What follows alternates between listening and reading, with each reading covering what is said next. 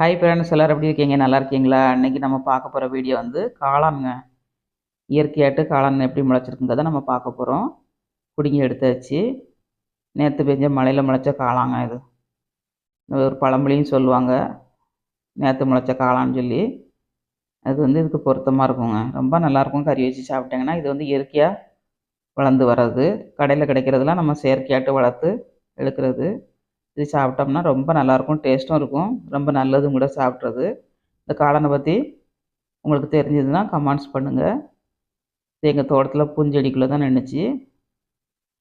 ரொம்ப நல்லாயிருக்கு பார்க்கறதுக்கே, குடம் மாதிரி இருக்குது பாருங்கள். சூப்பராக இருக்குங்க டேஸ்ட் வந்து. நிறைய மழை நேரத்தில் முளைக்கும், இடி மின்னலுக்கெலாம் நிறைய முளைச்சி வரும். நீங்கள் இந்த காளானை பற்றி தெரியுமா உங்களுக்கு? பார்த்துருக்கீங்களான்னு கமெண்ட்ஸ் பண்ணுங்கள். மீண்டும் நெக்ஸ்ட் வீடியோவில் சந்திப்போம். பாய்.